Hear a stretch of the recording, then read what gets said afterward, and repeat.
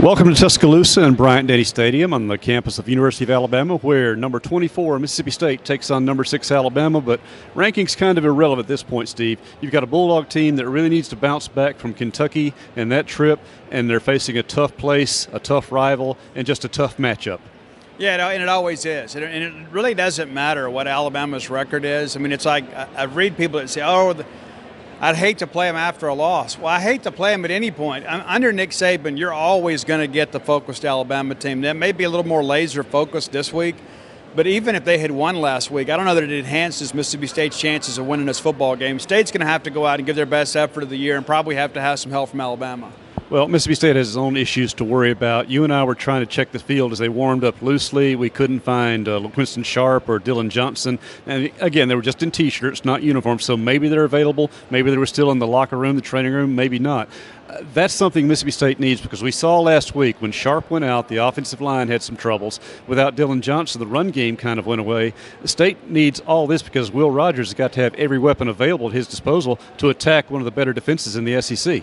Yeah, absolutely. And listen, we were told late last week or early this week that Winston Sharp not expected to miss any extended time, so it's no surprise that he's not here. And word on the street is Dylan Johnson's going to miss a couple of weeks. Obviously, you got a bye week next week, so maybe resting him this week, even if he would go. And I know, knowing Dylan, he would love to play today, knowing his team needs him. But it's probably better for the season and better for Dylan Johnson to give him a couple of weeks off. So we don't expect to see him today. But if I think Mississippi State's ability to run the football is not really going to be impeded either way. I think it's going to be a very difficult chore running this football against this Alabama defense from Mississippi State. And in no sense are we conceding, just saying, rest them because you can't win the game. Mississippi State could win this game. They've got to play at a level of perfection they've not shown in any single game this season, but enough flashes. Even at Kentucky, there was the one series, everything, click, click, click, fast-paced, and then it got away. But you saw what this offense is still capable of when they play the game at their own pace.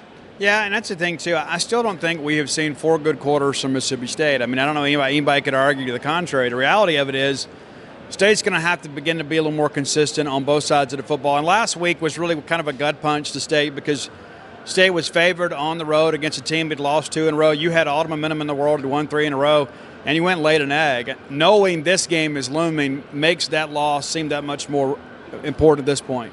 Well, you put it in context of the LSU loss, too. That's 2 games that have shown a team that we really thought was much more mature still is subject to those lapses. Now, if they can't get motivated, and Mike Leach said this very plainly, post-game at Kentucky, he was really blunt about the team, but also in his Monday press conference.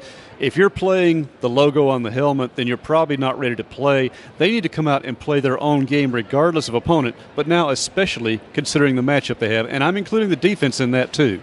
Yeah, absolutely. I interviewed Titus Brown this morning. Matter of fact, Mike and I had a chance to go eat at his restaurant here in town.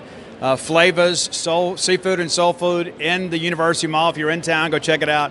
Titus is great. And he says, the key to beating Bama when he was at State is it's not Bama this, it's not Bama that. It's what are we good at? Let's play to our strength. And he said that Bulldog team may not have been as fast or as big as Alabama, but they were tougher than Alabama.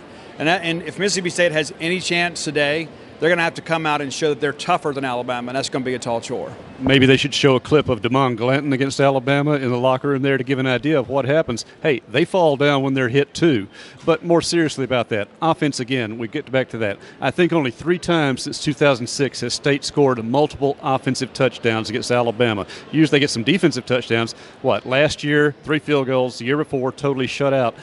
This is a Mississippi State offense that is so much more advanced and developed this year. They didn't show it last week. What do they do today to get back into a groove, assuming that you don't have Sharp or Dylan Johnson? Well, you got to be able to pass protect, and that was Alabama last year. Really got after this State offensive line. Should be a better line this year, but this is an Alabama front that is still very talented. So State's got to keep Will Rogers upright, and when Will makes the right read, we got to catch a football. And Will's only been sacked 1 time in 3 games. Now, he felt more pressure last week. In fact, sometimes I think he felt pressure that really wasn't there. But he's got to show his leadership. Nathaniel Watson, Jet Johnson have to show their leadership on the defensive side. But Mike Leach mentioned it. Some other guys have to step up. You're 2/3 of the way into the season now. You can't rely on just your captains to carry you. Who are some dogs that really need to raise their game, whether it's on the sideline, in the locker room, or on the field, or all the above? I think DeCamerion Richardson needs a good game to give State a puncher's chance today. You know what you got with Emmanuel Forbes, and Alabama's got the wide receiving core to challenge anybody. So DeCam will have some opportunities. We need him to have a big game.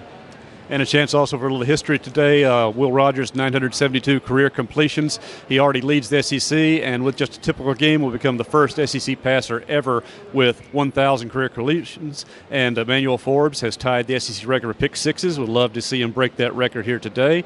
And our whole team is here. Mike Nemeth, Robbie Falk, Steve Robertson, and myself will have a lot to say after the game, however it plays out, hopefully playing out in Mississippi State's favor. For our team here at Bryant Denny Stadium, this is David Murray.